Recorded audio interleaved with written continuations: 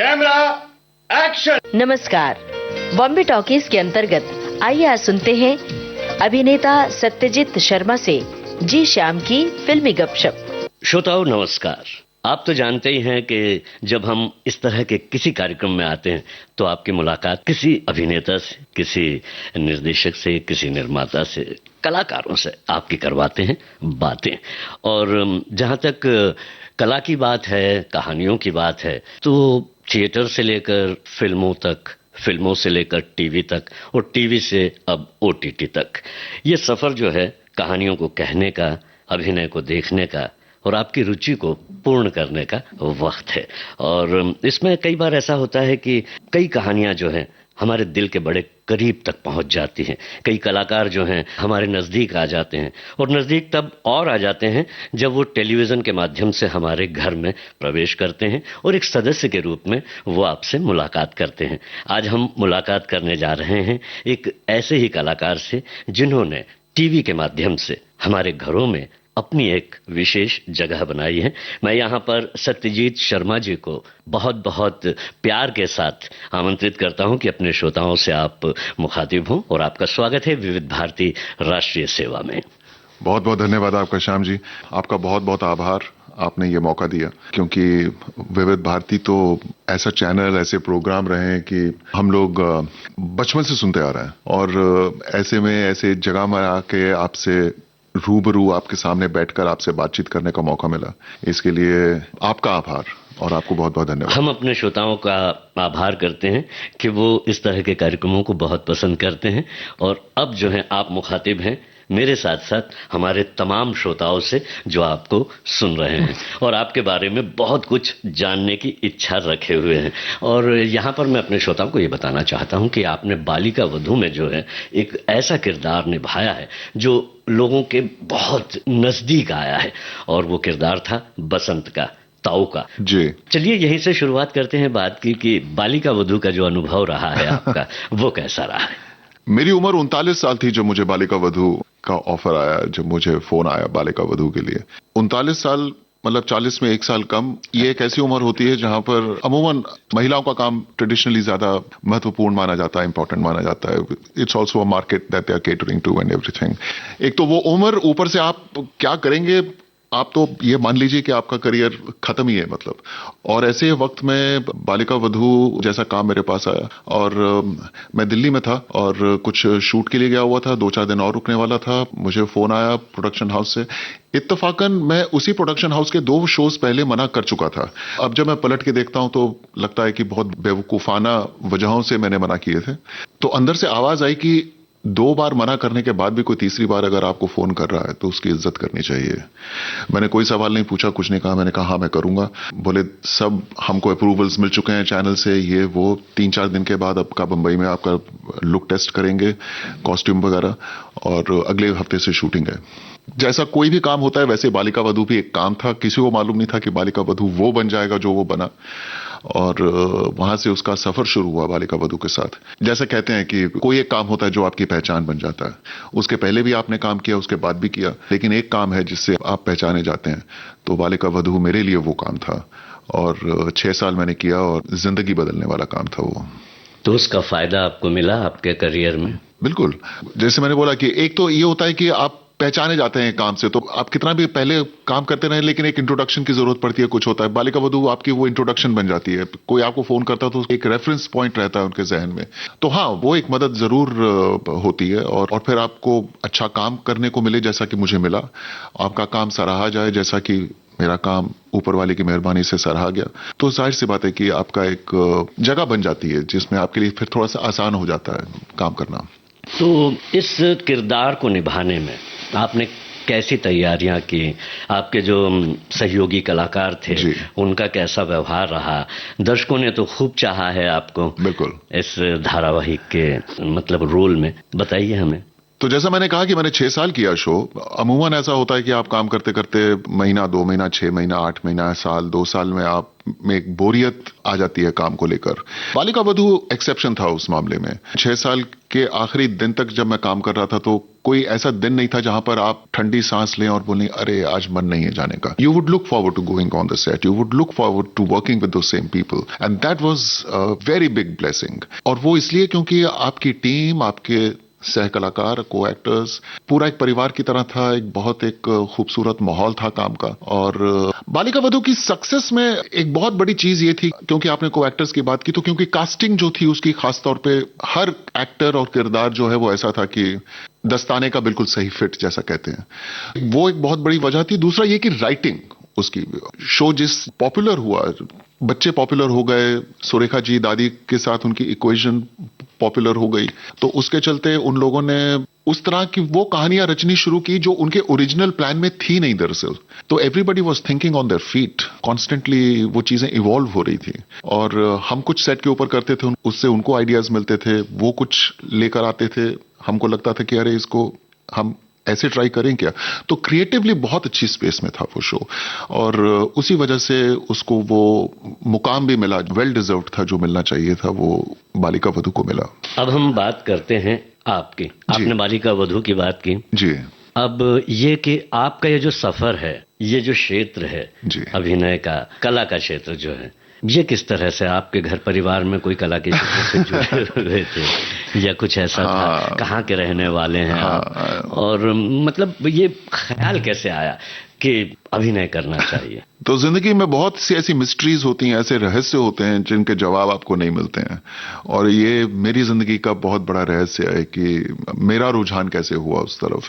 क्योंकि मेरे परिवार में I come from a regular middle class Delhi household. पिताजी जो थे वो एक प्राइवेट कंपनी के लिए काम करते थे, मदर जो थी वो होम मेकर थी, हाउसवाइफ थी, एक छोटा भाई है। तो हम ही 4 लोगों का एक परिवार था। बाकी ऑफ कोर्स दादा दादी और वो सब पंजाब में इधर दिल्ली आते रहते थे। तो एक जो रेगुलर, एक जो मध्यम वर्गीय घर का जो एक माहौल होता है वैसा था। रामलीला वगैरह देखने जाते थे, पर ऐसा नहीं था कि कोई कल्चर या थिएटर को लेकर। My mother was an amateur painter. तो मेरे पिताजी को कई बार ऐसा लगता था कि शायद तुम्हारा वहां से शायद रुझान आया होगा, पर उसके बारे में मैं ऐसा कुछ स्ट्रांगली बोल नहीं सकता। मैं 8वीं क्लास में था जब ये घंटी बजी कि this is something that attracts me. मुझे याद है, और वो सूट भी करता है आपको, आपकी पर्सनालिटी पर। ओमपुरी की अर्ध सत्य देखी। कोई एक काम होता है जो उस उम्र में आपको वो पकड़ लेता है। फिल्में देखते थे, कमर्शियल फिल्में देखते थे परिवार के साथ जाकर। ये वो एक ऐसा काम देखा, एक ऐसी फिल्म देखी जिसने आपको हिला दिया, और उस उम्र में आप बहुत असर हुआ। उसी दौरान कहीं कहीं पढ़ते पढ़ते एक मैगजीन आया करती थी 80s में, उसमें सेंटर स्प्रेड के ऊपर एक नेशनल स्कूल ऑफ ड्रामा, राष्ट्रीय नाट्य विद्यालय को लेकर एक बहुत बड़ा आर्टिकल था, जिसमें अलकाजी साहब तो थे ही, खैर फिर जहां भर के वहां के जो प्रोडक्ट्स हैं और जो एक्टर्स निकले, मनोहर सिंह, उत्तरा बावकर, सुरेखा सीकरी, और सुरेखा जी वो सुरेखा जी जिनके साथ फिर मैं 30 साल के बाद जिनके साथ काम करने का मौका मिला। वो एक आर्टिकल पढ़ा और वहां से राष्ट्रीय नाट्य विद्यालय दिमाग में छप गया कि ये क्या जगह है। तो वहां से वो जिज्ञासा शुरू हुई। 10वीं क्लास में, 11वीं क्लास में पहली बार एक थिएटर का वर्कशॉप किया, तो वो इंटरेस्ट और ज्यादा पुख्ता हुआ। वर्कशॉप के माध्यम से स्टेज पे जाने का मौका मिला, तो चलिए पहली बार स्टेज पे भी चले गए। ये था कि पागलपन की हद तक, to cut a long story short, ये हुआ कि पागलपन की हद तक वो एक ऑब्सेशन आ गया दिमाग में कि राष्ट्रीय नाट्य विद्यालय में जाना है। और फिर वहां से फिर वो एक सफर शुरू हुआ जहां पर पता चला कि राष्ट्रीय नाट्य विद्यालय में जाने के लिए, क्वालिफाई करने के लिए आपको कम से कम 10 नाटक आपने किए होने चाहिए मंच पर, amateur, for you to be eligible to apply to the National School of Drama. तो वो दिमाग तो उस होड़ में लग गए कि 10 नाटक कैसे भी करने हैं। तो स्कूल कॉलेज वो 10 नाटक करने के चक्कर में गुजर गया। वो 10 के 15 नाटक हो गए, और किस्मत अच्छी थी, ग्रेजुएशन के बाद हम मतलब एडमिशन हो गया वहां से, फिर नेशनल स्कूल ऑफ ड्रामा। अपने टैलेंट पर यकीन कम और किस्मत पर ज्यादा है, इस पर हम बात करेंगे जरूर, इस पर जरूर बात करेंगे। हम ये कह रहे थे आपसे कि आपने फिल्मों की बात की कि आप का फिल्मी जो है बैकग्राउंड नहीं था। जी बिल्कुल। और फिल्में तो देखते ही थे जी, और विविध भारती भी सुनते थे, जैसा कि अभी आपने बताया। तो गानों का जिक्र तो होना चाहिए, क्योंकि हमारे जो श्रोता हैं वो बातों के साथ साथ गीत सुनने के भी आदी हैं। जी। कौन सा गाना सुनवाएं आपकी पसंद का? पुराने गाने बहुत अच्छे लगते हैं, और एसडी बर्मन साहब जी। का अगर कुछ आप सुना सकें या गाइड फिल्म का गीत सुना है आप? अरे क्या बात, बहुत ही अच्छे, दिन ढल जाए। आइए सुनते हैं।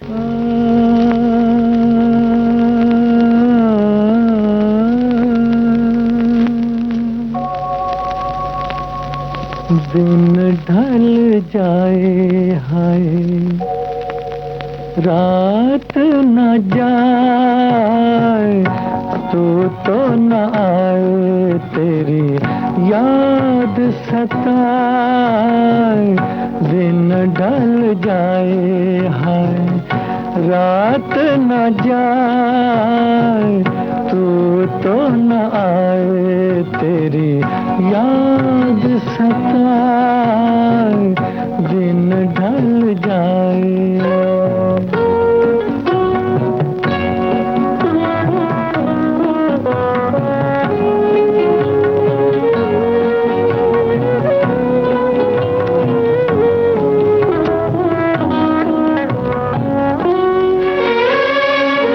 प्यार में जिनके सब जग छोड़ा, और हुए बदनाम,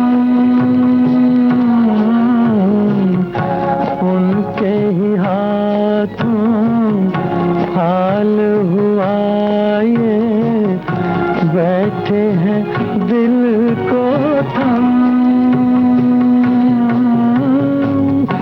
अपने कभी थे अब है पराए।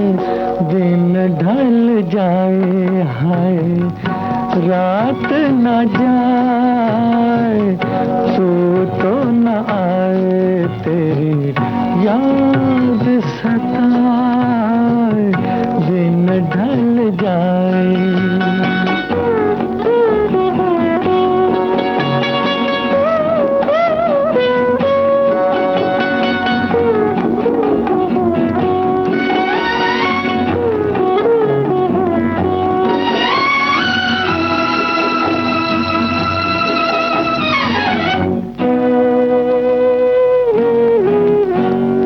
ऐसी ही रिमझिम, ऐसी फुहारें, ऐसी ही थी बरसात। खुद से जुदा और जग से पराए, हम दोनों थे साथ। फिर से वो सावन अब क्यों न आए। दिन ढल जाए हाय, रात न जाए, तो न आए, तेरी याद सताए। दिन ढल जाए।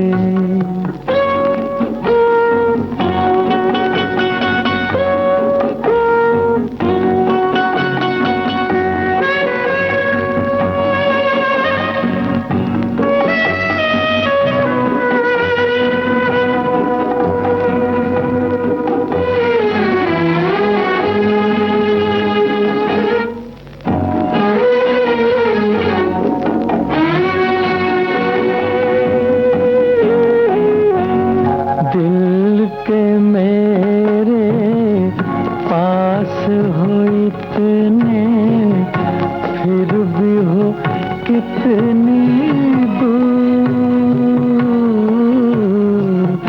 तुम मुझसे, मैं दिल से परेशान, दोनों हैं मजबूर। ऐसे में किसको कौन मनाए। दिन ढल जाए हर, रात न जाए, तो न आए, तेरी याद सताए। दिन ढल जाए। सत्यजीत शर्मा जी, एक बार फिर से हम आपका स्वागत करते हैं। और हमने बात बीच में रोक दी थी, जी। उस बात को चलिए फिर से आगे बढ़ा देते हैं। तो राष्ट्रीय नाट्य विद्यालय में 91 में आफ्टर माय ग्रेजुएशन, सो हमारा बैच पहला बैच था जहां पर ग्रेजुएशन जो है वो मिनिमम क्वालिफिकेशन था। उससे पहले आप 10+2 के बाद आप एनएसडी में अप्लाई कर सकते थे, बट हमारा बैच पहला बैच बना जो जहां पर ग्रेजुएशन आपके लिए मिनिमम क्वालिफिकेशन था। तो दिल्ली में वो थिएटर का सिलसिला तो चल ही रहा था, आपको जैसा बताया, अलग अलग ग्रुप्स के साथ, क्योंकि एक सर्टेन नंबर ऑफ प्लेस करने थे, 10 नाटक करने थे, तो ग्रुप हॉपिंग जिसको बोलते हैं कि अरे आज इसके साथ किया, पता चला अरे वो नाटक कर रहा है, उसके पास चले गए, फिर पता चला वो कर रहा है, उसके पास चले गए, तो इस तरह से सिलसिला चल रहा था। लेकिन 2 ग्रुप्स थे जिनके साथ मैंने by the end of it मैंने आइडेंटिफाई करना शुरू किया। एक ग्रुप था ड्रामाटेक, जो आईआईटी के ग्रेजुएट्स और आईआईएम के ग्रेजुएट्स का बनाया हुआ ग्रुप था, एमेचर थिएटर ग्रुप था, लेकिन उनकी शिद्दत थिएटर को लेकर और समझदारी जो थी, वहां पर कोई आपसे ये सवाल पूछता है कि ठीक है भाई, एक्टर तो बनना चाहते हो, लेकिन क्यों बनना चाहते हो? और आप कोई भी उसकी वजह दें, वो वजह कम ही पड़ती है कि आप बोले मंच पर अच्छा लगता है, तो क्यों लगता है? तो हर चीज का एक क्यों, हाँ, तो एक क्यों होता है कि वो एक सोच जो है आपकी और गहरी होती चली जाती है, और आप वो मंथन शुरू होता है उस दौरान। तो वो एक बहुत अच्छा वक्त था। एक दूसरा ग्रुप था थिएटर यूनियन। ये लोग ट्रेडिशनली स्ट्रीट थिएटर किया करते थे, स्ट्रीट प्लेस, प्रगतिशील जो। जी बिल्कुल जी। उसकी एक ट्रेडिशन रही है दिल्ली में भी और दूसरी जगहों पर भी, लेकिन यूनिवर्सिटी के चलते और एमेचर थिएटर के चलते। तो उनका एक प्रोसेनियम प्ले था, दारियोफो का, कांट पे वोंट पे, तो वो करने का मौका मिला। फिर थोड़ा बहुत उनके साथ स्ट्रीट थिएटर भी किया। तो ये 2 ग्रुप्स थे जिनके साथ मैंने बहुत आइडेंटिफाई किया, मतलब towards the end of my college days, graduation के दौरान। लेकिन जैसे मैंने बोला कि लक्ष्य तो था कि राष्ट्रीय नाट्य विद्यालय में जाना है। अप्लाई किया, इंटरव्यू दिया, और जब हो गया तो रोंगटे खड़े हो गए। सच है, कोशिश करने के बाद जब सफलता हासिल होती है तो वो हमारे साथ ताउम्र रहती है। लेकिन जो आपने नाटक किए, ग्रुप्स के नाम आपने बताए, और कई नाटक किए, 10 की जगह 15 हो गए, ज्यादा भी हो गए होंगे, लेकिन वो जो नाटक आपने एमेच्योर ढंग से किए हुए थे, उसमें कौन सा ऐसा एक किरदार था जो आपको खुद को बहुत अच्छा लगता था? वो नाटक कौन सा था? कोई सा एक किरदार? मैं कॉलेज में था, रामजस में था, दौलत राम कॉलेज, एक नाटक कर रहे थे जो अंजला महर्षि डायरेक्ट कर रही थी, जो राष्ट्रीय नाट्य विद्यालय की स्नातक भी हैं, बहुत सीनियर डायरेक्टर। लड़कियों का कॉलेज है तो जाहिर सी बात है कि लड़के दूसरे कॉलेजेस से आप बोरो करते हैं इधर उधर से। नाटक था एंटीगनी, वो करने के लिए गया। उसमें एक टाइरिसियस एक कैरेक्टर है। एक इंटरेस्टिंग बात यह है कि मैं ज्यादातर जो है वो हिंदी थिएटर कर रहा था, हिंदी थिएटर पे कंसंट्रेट कर रहा था। हाँ, अंग्रेजी तो थिएटर, जी बिल्कुल, और ये अंग्रेजी में नाटक था। अंग्रेजी नाटक से मैं बहुत कॉन्शियसली मैं भागता रहता था, क्योंकि एक तो वो मुझे लगता था कि अंग्रेजी मेरी भाषा नहीं है, मतलब हिंदी, और उस दौरान किसी ने ये भी जिक्र किया कि अगर एनएसडी में जाना है तो हिंदी थिएटर पे कंसंट्रेट करो, तो एक वो भी एक वजह थी। पर ये एक नाटक किया था मैंने, और अंग्रेजी में किया था। One of the very few plays I did in English in my earlier years, but वो मुझे बहुत बखूबी याद है कि वो बहुत अच्छा हुआ था, मुझे अच्छा लगा था करके। और फिर पहली बार जो लक्ष्मी नारायण लाल का नाटक नहीं एक प्ले किया था श्री राम सेंटर में, एक छोटा सा एक नेता का कैरेक्टर था, तो पहली बार स्टेज पे चढ़ा था, तो वो बहुत अच्छा लगा था। ऐसे स्टेज पर जहां पर देखने वाले भी समझदार थे आप ही की तरह, क्योंकि आपने पढ़ाई की है अभिनय की, सिर्फ अभिनय नहीं करते हैं आप। एनएसडी में जो है नेशनल स्कूल ऑफ ड्रामा से आप ग्रेजुएट हैं, और जाहिरी रूप से फिल्मों में जो आपकी बैच या आपके पहले के सीनियर्स जो हैं उन्होंने बहुत अच्छा मुकाम हासिल किया है फिल्मों में। और ये तो है कि सिर्फ नाटक करना या सिर्फ अभिनय करना तक आपकी बात नहीं रही है, वहीं तक आप सीमित नहीं रहे हैं। अभिनय के हर पक्ष को आपने पढ़ा है, समझा है, और उसे क्रियान्वित भी किया है। और यही वजह है कि आपके जो को एक्टर्स हैं आपकी तारीफ में यही कहते हैं कि एक समझदार जो है कलाकार आप हैं, आपको जानकारियां बहुत अच्छी हैं, साथ ही साथ अभिनय और आपका जो एक प्रदर्शन है वो हमेशा अच्छा और बहुत अच्छा रहता है। क्या कहेंगे आप अपने साथियों के इस कमेंट्स पर? मतलब अच्छा ही लगता है अगर आप तारीफ हमेशा हमें अच्छी क्यों लगती है? एक्टर की बेसिक इंस्टिंक्ट है कि आपको एक्नॉलेजमेंट आपको चाहिए, आपको तारीफ अच्छी लगती है, वो एक आपकी इंस्टिंक्ट में है। लेकिन अब गुत्थी यहां पर उलझती है।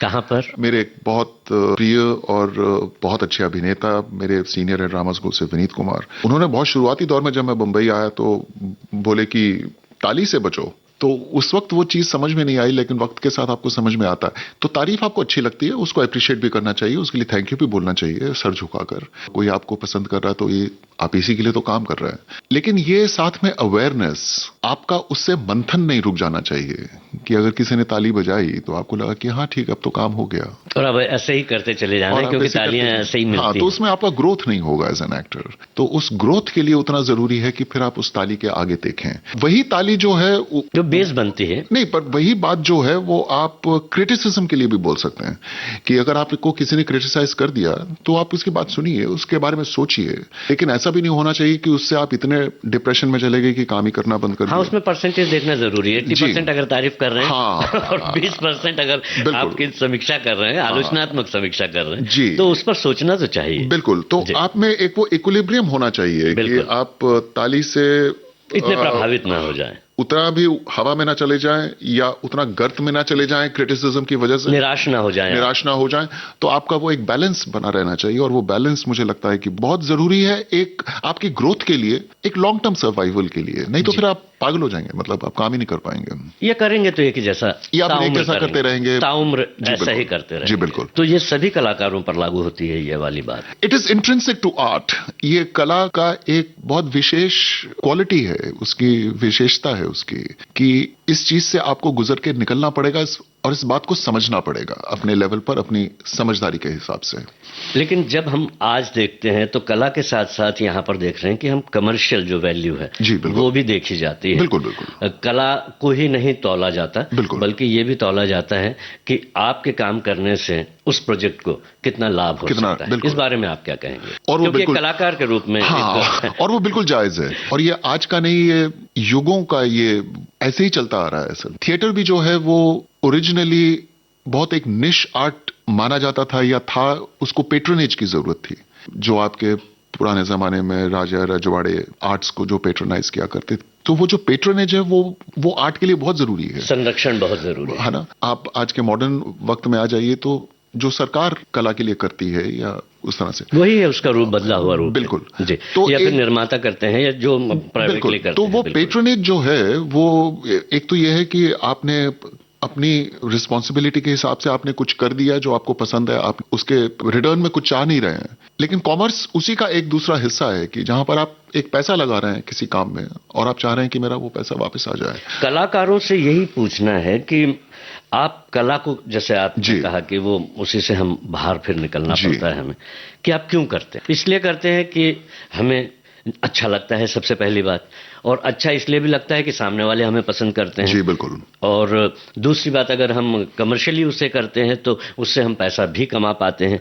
तो ये तमाम चीजें जुड़कर जो है एक आर्ट को बनाती है। आर्ट सिर्फ ये नहीं कि आप घर पर बैठ के अकेले अपनी पेंटिंग बनाकर खुद नहीं देख सकते, खुद अभिनय अपने आईने के सामने आप करके खुश नहीं हो सकते। जाहिर है समाज में वो आना चाहिए, और उसके लिए इन तमाम चीजों के साथ एडजस्टमेंट करना बहुत जरूरी है। और इसमें एक बात और जोड़ दूं जो उतना ही जरूरी उसका पहलू है, और वो ये है कि फिर ये सवाल उठता है कि आर्ट का अल्टीमेटली पर्पस क्या है? पैसा कमाना, लेकिन पैसा आप दूसरे तरीके से भी कमा सकते हैं। इसका कहने का मतलब ये कतई नहीं है कि पैसे की अहमियत नहीं है। पैसा चाहिए, किसी भी चीज के लिए पैसा चाहिए। अगर मैं आज एज एन आर्टिस्ट अगर काम भी कर रहा हूं तो मुझे भी अपना घर चलाना, पैसा चाहिए। पैसे के बगैर तो दुनिया नहीं चलती, वो ठीक है। लेकिन फिर सवाल आता है कि आर्ट का बेसिक पर्पस क्या है?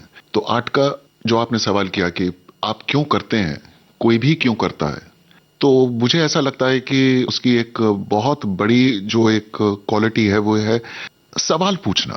आर्ट का पर्पस है सवाल पूछना, समाज का आईना बनना और समाज को आईना दिखाना, दोनों चीजें। तो ये भी उसका एक बहुत एक इम्पॉर्टेंट पहलू है जिसको नकारा नहीं जा सकता।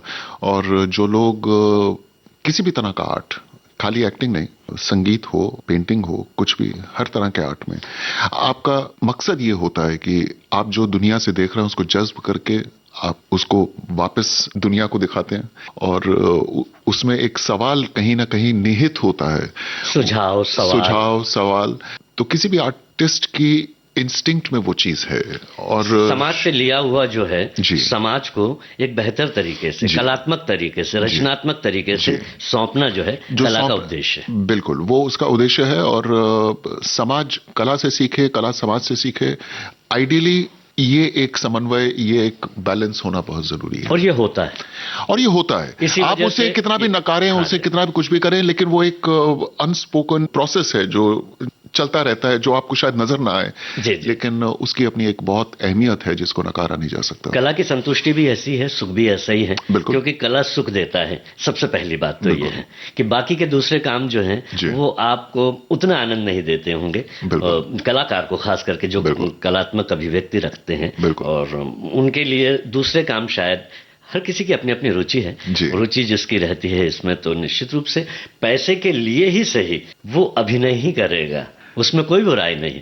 क्योंकि आप दूसरा काम भी पैसे के लिए करते तो हैं ना। बिल्कुल बिल्कुल बिल्कुल। जाने अनजाने, चाहे या न चाहे। जी। और पैसा कतई भी बुरी चीज नहीं है, बस ये है कि ऐसा ना हो कि आप पैसे में इतना बह जाएं कि आपका बेसिक पर्पस जो है, या आप जो जिंदगी में करने निकले थे, वो आपका छूट जाए कहीं पीछे। तो उद्योग के बारे में बात करेंगे, जी। क्योंकि ये जो फिल्म इंडस्ट्री है, जी। ये उद्योग है। जी। यहाँ पर जो है इन्वेस्ट किया जाता है और उससे जो है बिल्कुल। कमाई की जाती है, फिर आपस में बांटी जाती है जिस भी बिल्कुल। तौर तरीके से। लेकिन हम गाना जो है हमेशा बांटते रहते हैं, थोड़ी थोड़ी बातचीत के बाद। जरूर। तो कौन सा गाना है जो प्यार बांटने वाला है और आपकी पसंद का है? आपको गीत तो याद नहीं आ गया किशोर कुमार जी का, हम सब उस्ताद हैं का, कि प्यार बांटते चलो। अरे क्या बात। तो ये गीत सुनवा देते हैं। बहुत बहुत एकता का संदेश सूत्र देता है ये गीत। अरे क्या बात। और निश्चित रूप से आपकी बातों से यही हमें झलक रहा है। जी। क्योंकि आप जो भी काम करते हैं बड़ी ही शिद्दत के साथ और पूरे इन्वॉल्वमेंट के साथ करते हैं और समझदारी के साथ करते हैं, ये एक अच्छी बात है। चलिए इस गीत को सुनते हैं।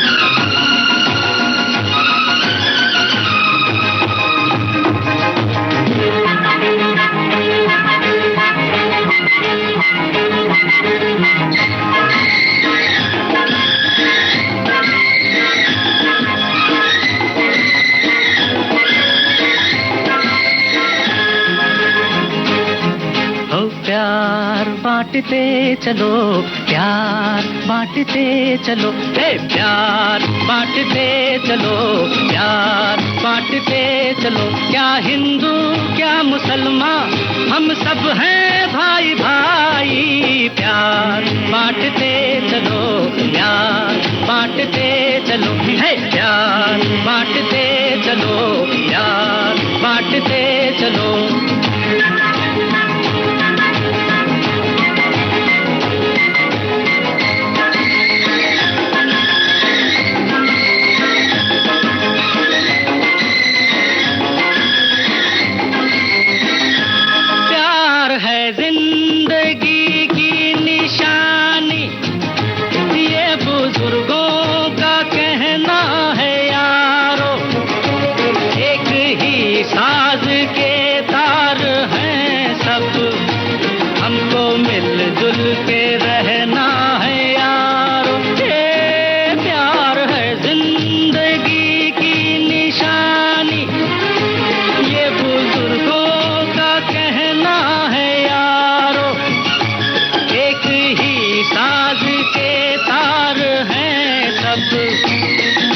मिलजुल के रहना है यारो।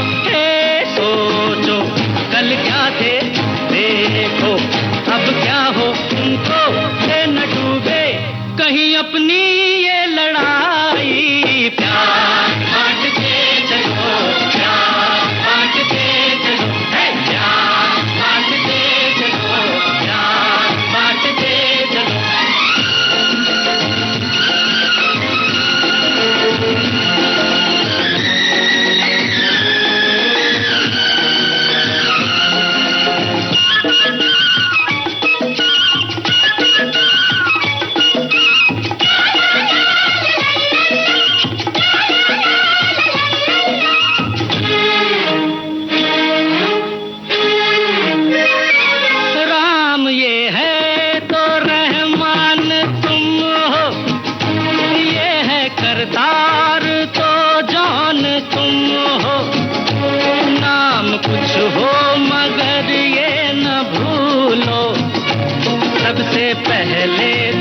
इंसान तुम हो, हे राम ये है तो रहमान तुम हो, ये है करतार तो जान तुम हो, नाम कुछ हो मगर ये न भूलो, सबसे पहले तो इंसान तुम हो, हे नन्हे शहजादों करके नेताओं, तुमसे हमने क्या क्या उम्मीदें हैं लगाई, प्यार बांटते चलो, प्यार बांटते चलो, हे प्यार बांटते चलो, प्यार बांटते चलो, क्या हिंदू क्या मुसलमान हम सब हैं भाई भाई, प्यार बांटते चलो, प्यार बांटते चलो, है प्यार बांटते चलो, प्यार बांटते चलो, है प्यार बांटते चलो, प्यार बांटते। सत्यजीत शर्मा जी, हम बातें कर रहे थे फिल्म इंडस्ट्री की। ड्रामा आपने किया जी। ड्रामा के बाद आपका फिल्मों से पहले संबंध हुआ या दूरदर्शन टीवी से हुआ? टीवी से हुआ। तो मैं जब बंबई आया 96 में फरवरी 1 तारीख को, के तो आज पूरे 27 साल हो गए। वाह क्या बात। मुझे आते ही हफ्ते भर में ऐसे, उस जमाने में ये ईमेल और ये सॉफ्ट कॉपीज और ये सब तो नहीं था, हम लोग हार्ड कॉपीज फोटोग्राफ्स की लेके घूमते थे। तो फोटो के पीछे अपना नाम, मोबाइल वगैरह भी कुछ नहीं थे। दिल्ली से एक पेजर लेकर आया था, तो पेजर का नंबर लिखा हुआ था और नीचे लिखा हुआ था नेशनल स्कूल ऑफ ड्रामा या जो। तो उस तरह से फोटो लेके घूम रहा था मैं और कई फोटो दी। और सचिन खोत, उन्होंने बाद में खुद भी बहुत फिल्में बनाई और बहुत अच्छे अजीज दोस्त बने वो। तो बोले कि अरे यहाँ पे तो काम पूरा कास्टिंग हो चुकी है, तो कुछ काम है नहीं, बाद में कुछ होगा तो बत। मैंने कहा चलो ठीक है कोई बात नहीं, फोटो रख लो। और मैं निकल गया वहां से। तो कहीं फोटो पलट के देखा होगा कुछ, तो national School of drama theatre किया है वो सब देखा होगा। तो वो भागा भागा पीछे पीछे आया कि अरे तुम NSD से हो? मैंने बोला हाँ। कहता एक रोल है, पता नहीं तुम करना चाहो कि नहीं। पर उस जमाने में अभी नया नया ड्रामा स्कूल से निकला हूं, 2 साल के बाद अब ये बंबई में आए हैं और टेलीविजन को लेकर एक थोड़ा सा एक उस वक्त एक एक्सेप्टेंस उस लेवल पे नहीं हुआ था। सैटेलाइट टेलीविजन अभी आ रहा था और कहीं कहीं ऐसी सुगबुगाहट रहती थी कि लोग कहते थे कि अरे टीवी कर लोगे तो शायद फिल्मों में तुम्हारा चांस नहीं बनेगा या कुछ इस तरीके से ऐसे वैसे। और तो मुझे याद है उस दौरान 2-4 दिन का एक ऐसा वक्त था जहां पर मैं सोच करूं कि ना करूं, करूं कि ना करूं। खैर कर लिया, मैंने बोला हाँ मैं करूंगा और काम की शुरुआत हो गई। उसी महीने में फरवरी में 1 तारीख को आया, हफ्ते 2 हफ्ते में शूटिंग भी स्टार्ट हो गई। तब हम लोगों का ये 30 डेज 60 डेज 90 डेज का क्रेडिट भी नहीं होता था, महीने के एंड में पहला चेक भी मिल गया। तो काम की शुरुआत हो गई, शहर ने एक्सेप्ट कर लिया। और उस डिसीजन की मुझे इंपॉर्टेंस कुछ 6 महीने के बाद उसका एहसास हुआ कि जब आप पूरे शहर में घूमते जा रहे हैं जहां पर आप किसी को जानते नहीं है, काम कितना जरूरी है और वो कैसे आपको एक स्थिरता देता है, एक स्टेबिलिटी देता है। और अगर मैंने वो न किया होता, वो आपको कैसे अफेक्ट करेगा आपको मालूम नहीं है। I was very thankful looking back कि अरे मतलब अच्छा हुआ किया कि। और तब से कुछ ऐसा हुआ कि आई बिकेम, ठीक है वो सिनेमा वगैरह करना हर एक्टर करना चाहता है, मैं भी करना चाहता था, आज भी अगर मौका मिले तो व्हाई नॉट। लेकिन आई हैव लार्जली बिन, जिसको अंग्रेजी में बोलते हैं एग्नोस्टिक, तो मैं मीडियम एग्नोस्टिक रहा असल में। काम करना है, अच्छा काम होना चाहिए, फिर ये मैटर नहीं करता कि आप टीवी में कर रहे हैं कि फिल्म में कर रहे हैं। छोटा पर्दा है बड़ा पर्दा है, उससे ये कोई फर्क नहीं पड़ता। मैं एज एन एक्टर, मुझे मेरा काम करना है और अगर मुझे काम करने का कहीं मौका मिल रहा है और अगर वो काम मेरे दिल को अच्छा लगे तो मैं क्यों ना करूं। तो मेरा काम करने का जो लार्जली जो एक पैटर्न और एक मॉडल रहा वो यही रहा कि वो काम करना है जो अच्छा लगे। और उसी सिलसिले में थिएटर भी चलता रहा, तो थिएटर से ऐसे डिस्टेंस नहीं हुआ बंबई आने के बाद। यहाँ भी आप ग्रुप से जुड़े? हाँ, तो शुरुआती दौर में मुझे बंबई का थिएटर समझ में नहीं आता था, तो मैं थिएटर करने के लिए दिल्ली। कैसे समझ में आता है थिएटर? अच्छा, दिल्ली के और मुंबई का मैं बताऊं आपको, तो दिल्ली का क्या है ना कि दिल्ली जो है वो टिल अबाउट 80s अभी भी इनफैक्ट दिल्ली का थिएटर जो है वो लार्जली एमेचर थिएटर है। एक ग्रुप है जिसमें हर तरह के लोग हैं, नौकरी पेशा, ये वो स्टूडेंट्स, समय निकालकर 2-4 घंटे शाम को मिलते हैं, थिएटर करते हैं for the love of theatre. सिर्फ प्यार है उनका, सिर्फ प्यार है। उनको ये नहीं है कि अरे 150 शो हो जाएं, 100 शो हो जाएं, ऐसा उनका कोई एम्बिशन नहीं है। 10 शो हो जाएं, प्रोफेशनली नहीं करते। आपको उसका शो का कोई पैसा भी नहीं मिलेगा। अभी भी ऐसा ही है, अभी भी ऐसा है, लेकिन अभी कई चीजें बदली हैं वैसे। लेकिन उस जमाने में 80s में largely Delhi theatre was being driven by amateur theatre activity. जो हम कॉमर्स की बात कर रहे थे, कॉमर्स उनका ऑब्जेक्टिव नहीं था, they did it just for the love of it. Bombay शहर का थिएटर जो है वो एक अलग तरह का है। यहाँ पर बैनर चलता है। यहाँ का थिएटर भी जो है उसका जो ब्लूप्रिंट है वो एक कमर्शियल सिनेमा का ही ब्लूप्रिंट है असल में, कि फिल्म नहीं बना रहे हैं, कर रहे हैं, लेकिन आपकी बहुत प्रोफेशनल है, उसकी स्ट्रक्चर्स बहुत प्रोफेशनल हैं। दिल्ली में हम लोग शो से पहले अपना सेट भी ठोक रहे होते थे। यहाँ पर आपको सेट ठोकने वाले अलग लोग होंगे, आपका कपड़ा मैनेज करने वाले अलग लोग होंगे। तो यहाँ पे सिस्टम्स बहुत प्रोफेशनल और बहुत अलग तरह के हैं।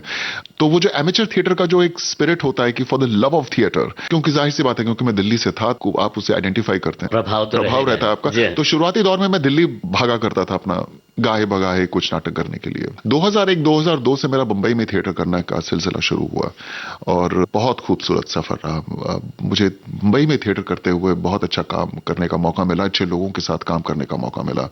जैसे तो हिंदी पट्टी में, हिंदी बेल्ट में हमेशा से थिएटर का एक सबसे जो टाइमलेस डिबेट और एक प्रॉब्लम रही है वो है कि स्क्रिप्ट कहां से आएगी। आप ले दे कि वही शेक्सपियर को ट्रांसलेट करके आप करते रहते हैं। 2001-2002 से जो मैंने बंबई में थिएटर करना शुरू किया, और बंबई थिएटर का वो एक दशक जो है 2010-15 तक का जो, लेकिन वो एक टाइम बहुत एक अच्छा वक्त था जहां पर लोग ओरिजिनल स्क्रिप्ट्स लिख रहे थे, शहर की कहानियां बता रहे थे, जिसमें विक्रम कपाड़िया, रामू रामनाथन, सुनील शानबाग, इस तरह के लोग कंटेम्प्रेरी थिएटर, डिवाइज्ड थिएटर, एक खास तरह का थिएटर, ये सब चीजें अटेम्प्ट कर रहे थे और बहुत अच्छा वक्त था वो थिएटर के लिए। आज भी है, मैं ये नहीं कह रहा कि उसमें कुछ कमी हुई है, लेकिन अब कुछ लोग उस वक्त के नहीं हैं जो अब काम कर रहे हैं या कुछ ऐसे। मानव कौल ने उस वक्त में काम करना शुरू किया थिएटर में, मतलब अपना लिखना शुरू किया।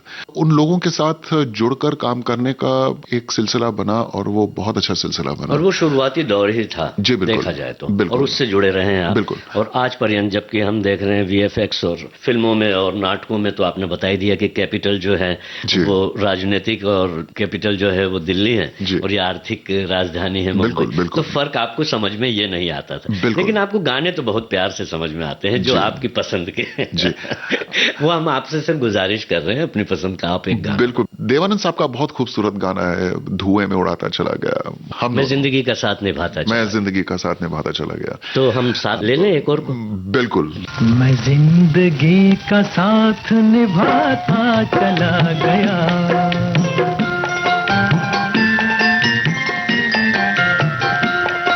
हर फिक्र को धुएं में उड़ाता चला गया, हर फिक्र को धुएं में उड़ा।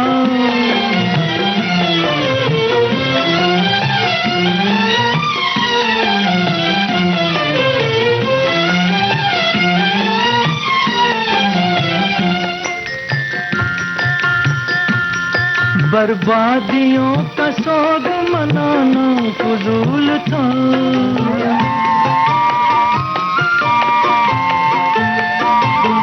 बर्बादियों का सोग मनाना फजूल था, मनाना फजूल था, मनाना फजूल था।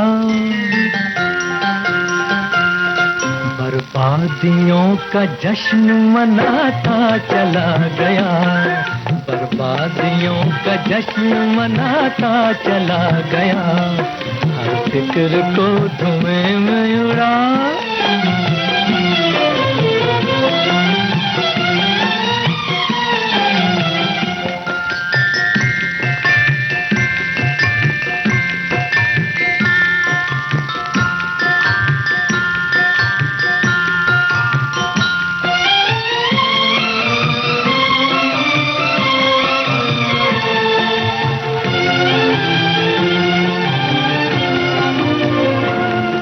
जो मिल गया उसी को मुकद्दर समझ लिया,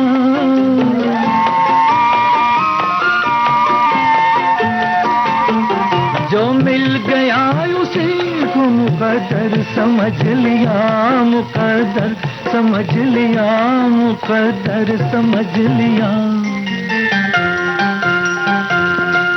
जो खो गया मैं उसको भुलाता चला गया, जो खो गया मैं उसको भुलाता चला गया, हर फिक्र को धुएं में उड़ा।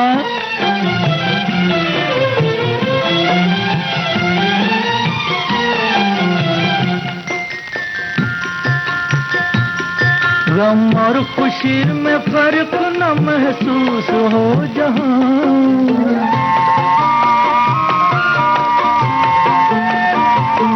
गम और खुशी में फर्क न महसूस हो जहां, न महसूस हो जहां, न महसूस हो जहां। मैं दिल को उस मकाम पे लाता चला गया, मैं दिल को उस मकाम पे लाता चला गया, मैं जिंदगी का साथ निभाता चला गया, हर फिक्र को धुएं में उड़ाता चला गया। सत्यजीत शर्मा जी आज विविध भारती के स्टूडियोज में हैं और लगभग इन्हें जो है 27 साल पूरे हो गए। लगभग क्यों, जब हम रिकॉर्डिंग कर रहे हैं और 3 फरवरी को आपने याद दिलाया कि आप मुंबई में आए और 27 साल जो है आपको पूरे हो गए, तो आपको बहुत बहुत हार्दिक बधाइयाँ।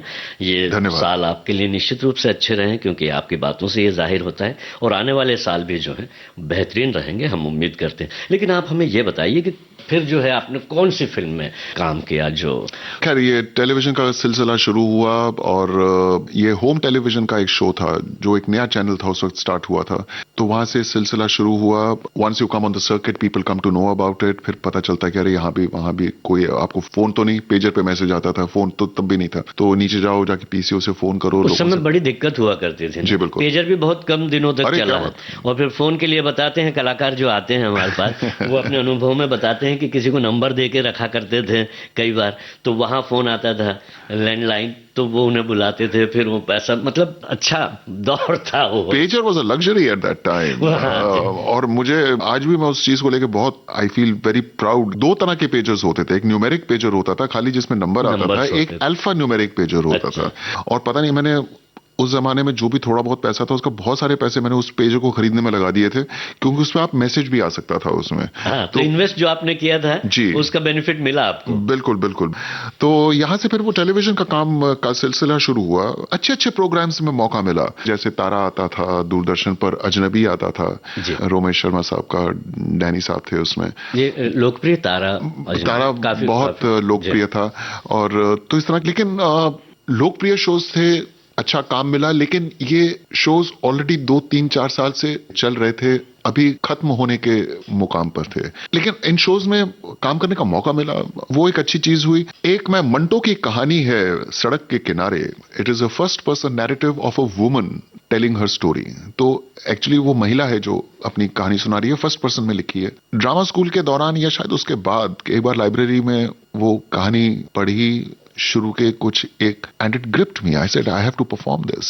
बहुत लंबी कहानी नहीं है, 4-5 पेज की कहानी है, मैंने उसको और थोड़ा छोटा किया और कोई 10-15 मिनट का एक परफॉर्मेंस तैयार किया, सोलो परफॉर्मेंस। और वो सोलो परफॉर्मेंस मैं इधर उधर जाकर बंबई में, अगर कोई तैयार होता था या किसी से मिलने के लिए गए, उससे पूछते आपके पास समय है तो 10 मिनट दीजिए मुझे, और मैं वो कहानी उनके लिए परफॉर्म करता था। अच्छा, 10 मिनट हमारे पास है अभी, अगर याद आ जाए तो आप वो थोड़ी सी जरूर परफॉर्म कीजिएगा। आगे प्लीज, आगे बोलिए। तो इसी सिलसिले में मैं कल्पना लाजमी के ऑफिस में पहुंचा और she was very nice and warm and she met me and बात हुई, कहाँ से हो, दिल्ली से, इधर उधर थिएटर का पूछा वगैरह वगैरह। तो अभी भी करते हो? मैंने बोला कोशिश कर रहा हूँ, स्टार्ट कर रहा हूँ, ये वो। तो बात पे ये मंटू की कहानी है 10 मिनट की, आप देखेंगी? देख लीजिए। बोली दिखा दो। वो भी शायद उनके पास थोड़ा समय था उस वक्त, तो मैंने परफॉर्म किया।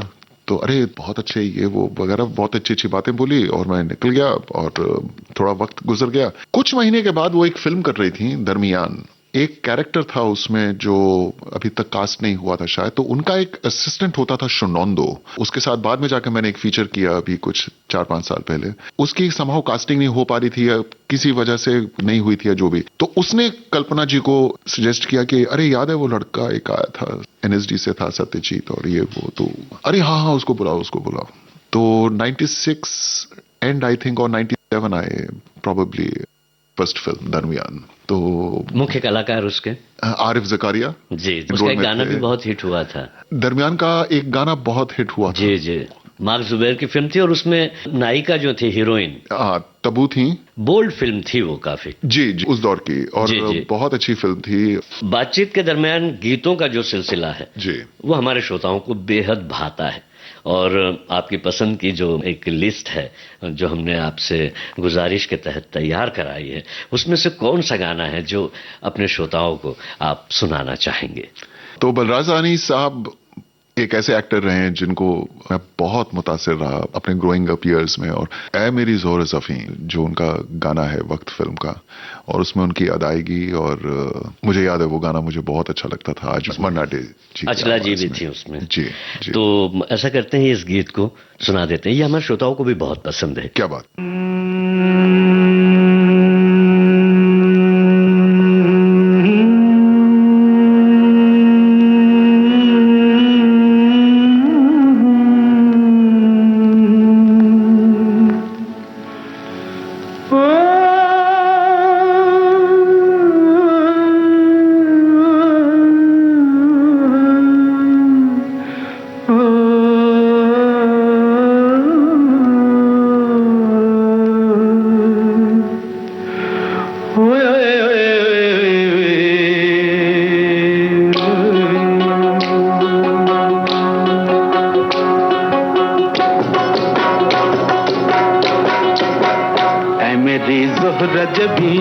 तुझे मालूम नहीं, तू अभी तक है हंसी और मैं जवान, तुझ पे कुर्बान मेरी जान मेरी जान।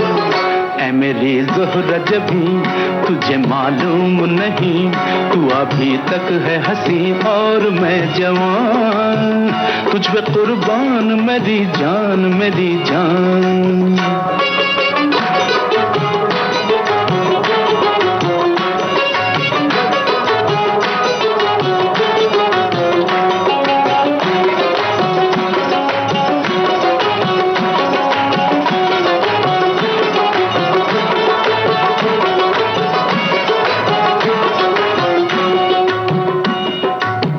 ये शोखियाँ ये बातपन जो तुझ में है कहीं नहीं, ये शोखियाँ ये बातपन जो तुझ में है कहीं नहीं, दिलों को जीतने का फन जो तुझ में है कहीं नहीं।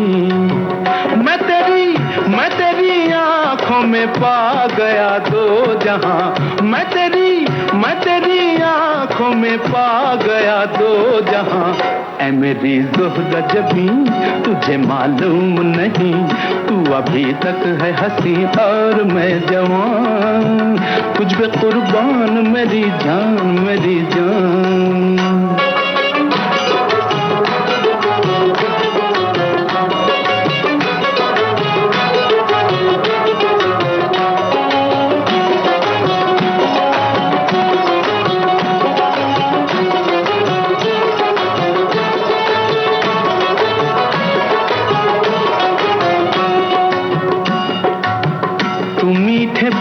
जाने मन जो मुस्कुरा के बोल दे, तू मीठे बोल जाने मन जो मुस्कुरा के बोल दे, तो धड़कनों में आज भी शराबी रंग घोल दे। ओ सनम मैं तेरा आशिक़े जाविदां, ओ सनम मैं तेरा आशिक़े जाविदां। ऐ मेरी ज़ोहरा जबी तुझे मालूम नहीं, तू अभी तक है हंसी और मैं जवान, तुझ पे कुर्बान मेरी जान मेरी जान। ऐ मेरी ज़ोहरा जबी तुझे मालूम नहीं, तू अभी तक है हंसी और मैं जवान, तुझ पे कुर्बान मेरी जान मेरी जान। सत्यजीत शर्मा जी आज हमारे साथ में विविध भारती राष्ट्रीय सेवा के स्टूडियोज में हैं और अपनी बातें बता रहे हैं, अपने अनुभव बता रहे हैं, अभिनय का जो सफर इनका रहा है उसके बारे में बातचीत कर रहे हैं। बातचीत के दरमियान हमने संवादों की बात की और संवाद जो है वो निश्चित रूप से एक किरदार को अभिव्यक्त करने के लिए और उस कहानी को और पुख्ता ढंग से आगे बढ़ाने के लिए काम आती। तो सत्यजीत जी, आप हमें ये बताइए कि आपका पसंदीदा जो एक अनुभव रहा है संवाद अदायगी का, वो कौन सा रहा है? अगर याद आपको कोई आ रहा हो ऐसा कोई संवाद या कोई प्रेजेंटेशन आपका जो आपने किया हो। जी, तो जैसे मैंने थोड़ी देर पहले जिक्र किया था, मैं जब मुंबई आया तो एक मंटो की एक कहानी है सड़क के किनारे, तो उसका मैं ऐसे कुछ 10 मिनट का एक परफॉर्मेंस तैयार किया मैंने, और वो मैं लोगों के ऑफिसेज में इधर उधर, अगर कोई देखने को राजी हो, किसी के पास समय हो, तो मैं दिखाने को हमेशा लालायित रहता था कि देख लो भाई मैं भी एक्टर हूँ। उस सिलसिले में ये कहानी तैयार की थी। अगर इजाजत दें तो मैं उसकी कुछ शुरू के 2 पैराग्राफ आपके लिए पढ़ना चाहूंगा। हम तो चाहते हैं कि आप कोई ऐसा परफॉर्मेंस यहाँ दें। बहुत बहुत शुक्रिया। ये मंटो की कहानी है सड़क के किनारे। इसकी शुरुआती लाइनें कुछ ऐसी हैं। यही दिन थे, आसमान उसकी आंखों की तरह ऐसा ही नीला था जैसा कि आज है, धुला हुआ, निथरा हुआ, और धूप भी ऐसी ही कुनकुनी थी, सुहाने ख्वाबों की तरह। मिट्टी की बास भी ऐसी थी जैसी कि इस वक्त मेरे दिलो दिमाग में रच रही है, और मैंने इसी तरह लेटे लेटे अपनी फड़फड़ाती हुई रूह उसके हवाले कर दी थी। और उसने मुझसे कहा था, तुमने मुझे जो ये लम्हात अता किए हैं, यकीन मानो मेरी जिंदगी उनसे खाली थी। जो खाली जगह तुमने आज मेरी हस्ती में पुर की हैं, तुम्हारी शुक्रगुजार हैं। तुम मेरी जिंदगी में ना आती तो शायद वो हमेशा अधूरी रहती। मेरी समझ में नहीं आता मैं तुमसे और क्या कहूं। मेरी तकमील हो गई है ऐसे मुकम्मल तौर पर कि महसूस होता है कि अब तुम्हारी जरूरत नहीं रही। और वो चला गया, हमेशा के लिए चला गया। तो ये वो कहानी थी। और मैंने आपसे जिक्र किया था कि ये शुरुआती लाइनें मैंने पढ़ी और मैंने पूरी कहानी नहीं पढ़ी थी। ये लाइनें पढ़कर आपकी बॉडी रिएक्ट करती है, आपके माइंड, आपके रोंगटे खड़े हो जाते हैं। आपको लगता है कि अरे ये करना है मुझे, बाकी कहानी जैसी भी हो, ये लाइनों के लिए मुझे करना है। और आपने बखूबी उसे किया, और इसी वजह से जो है दरमियान फिल्म जो है जी आपको उस वक्त मिली भी। जी, दरमियान की, और 5 दिन का काम था। आर.वी. पंडित साहब ने उसको प्रोड्यूस किया था और पहली फिल्म थी, तो जोश भी था कि अरे पहली फिल्म पर्दे पर, ये वो। और दोस्तों के साथ मैं देखने के लिए गया वो फिल्म कि आओ तुमको अपनी पहली पिक्चर दिखाता हूँ। और फिल्म बहुत अच्छी थी, करते हुए ठीक था, अच्छा था। मुझे भी अपने आप को देख के ऐसा लगा कि अरे अब मैं ये अपने आप को दोबारा नहीं देखना चाहता। बहुत मुश्किल काम है अपने आप को देखना। और उसके बाद से फिर मैं कोशिश करता हूँ, अगर कहीं फंस जाऊं तो अलग बात है, लेकिन पहली कोशिश यही रहती है कि अगर बगैर देखे अगर निकल सकूं तो निकल जाता हूं मैं। तो वो एक चीज को लेकर सहज नहीं हो पाया हूं, अपने आप को पर्दे पर देखना, अपने काम को देखना। एक एक्टर की अगेन वो इंस्टिंक्ट होती है कि आप जब अपने आप को देखते हैं तो आपको पहले आपके अरे मेरे बाल कैसे हैं, मेरा ये कैसा है, मेरा वो कैसा है, आप उन चीजों में उलझ जाते हैं। मुझे ऐसा लगता है कि आप अपने आप को अगर न देखें तो आप वो चीजें इक्वेशन में से निकाल देते हैं। अगर आप उसको थोड़े से लार्जर फिलोसॉफिकल सेंस में देखने की कोशिश करें तो it is an attempt to take the ego out of the whole equation, कि अब आपने काम किया, अब आप खुद ही देख रहे हैं और उस पर मोहित हो रहे हैं या नहीं हो रहे हैं, जो भी। तो वो चीज इक्वेशन में से निकाल देना, इसको लेके बहुत डिबेट रहा है मेरे जहन में। मुझे याद है सुरेखा जी के साथ काम करते हुए, वो Surekha Sikri, I was very lucky to have a very very nice relationship. She was a very private person. वो अमूमन बहुत ज्यादा बात नहीं करती थी, बहुत लोगों से बात नहीं करती थी, लेकिन मेरे साथ बहुत अच्छा उनका एक रिश्ता बन गया था। तो वो अक्सर मुझसे कहा करती थी कि अरे तुम अपना नहीं देखोगे तो कैसे समझोगे क्या गलत कर रहे हो, क्या सही कर रहे हो। जैसे कि मैं आपको ब्रेक में भी बता रहा था कि मैं अपना सर हिलाता रहता था, लेकिन अपनी हिम्मत नहीं जुटा पाया उतनी कि उनके कहे पर मैं अमल कर सकूं। मेरा यह मानना है कि कोई भी अभिनेता जब काम करता है, मेरे काम की पहली ऑडियंस मैं हूं। दरअसल आपको करते हुए आप अपने आप को देख रहे होते हैं। वक्त के साथ, एक्सपीरियंस के साथ वो फैकल्टी शायद ज्यादा शार्पन भी होती है। वैसे शुरुआती दौर में आपको वो चीजें कई बार समझ में नहीं आती हैं, लेकिन एक वक्त के साथ आप जो अपने आप को काम करते हुए बाहर से देखते हैं, उसको करते हुए पता होता है कि वो कहाँ गलत कर रहा है, कहाँ सही कर रहा है। उसको देखने की जरूरत है नहीं दरअसल। तो मेरा ऐसा मानना है, वो विश्वास गलत हो सकता है, सही हो सकता है, उस पर नहीं, आपके मानने के साथ हम हैं जी। लेकिन एक बात है कि आप जो है अपनी की हुई फिल्में हैं और जो धारावाहिक आपने किए हैं, जो कैरेक्टर्स आपने निभाए हैं, दोबारा आप उन्हें देखना नहीं चाहते या देखते नहीं जी। हैं, अगले काम में जुट जी, जाते हैं। जी। लेकिन हमने जो है आज ऐसा किया है कि आपके पिछले काम को जी। याद करवा के जी, अरे क्या बात। और ये आपने ऐसा याद दिलाया है कि जो 30 साल पहले जो मेरे रोंगटे खड़े हुए थे वो आज दोबारा खड़े हो गए। जी बिल्कुल। और हम भी और जब मुझे सुन ऐसा रहे लगता है थे कि तभी- मुझे वापस जाकर इस पीस को दोबारा तैयार करना चाहिए और दोबारा कोशिश करनी चाहिए परफॉर्म करने और की। दोबारा यहाँ भी आना चाहिए। तुम्हें याद करते करते जाएगी रैन सारी, तुम ले गए हो अपने संग नींद भी हमारी। तुम्हें याद करते करते जाएगी रैन सारी, तुम ले गए हो अपने संग नींद भी हमारी। तुम्हें याद करते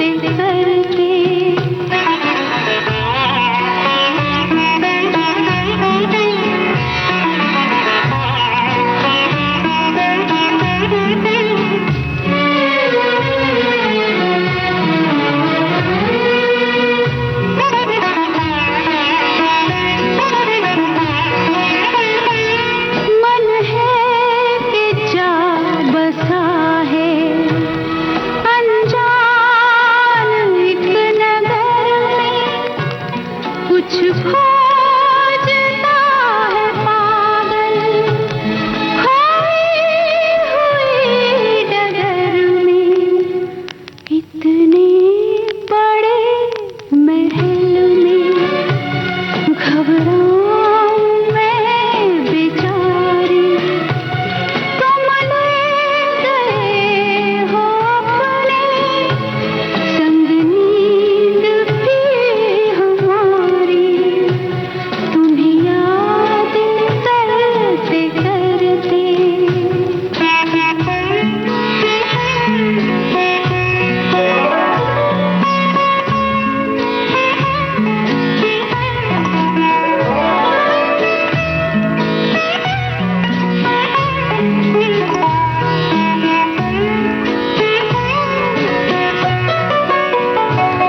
बिरहा की इस चिता से तुम ही मुझे निकालो, जो तुम ना सको तो मुझे स्वप्न में बुला लो। मुझे ऐसे मत जलाओ, मेरी प्रीत है तुम्हारी। तुम ले गए हो अपने संग नींद भी हमारी।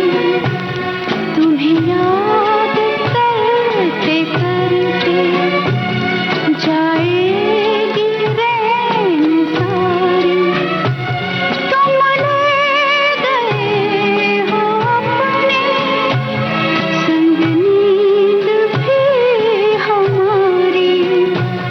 तुम्हें याद करते तुम्हें याद करते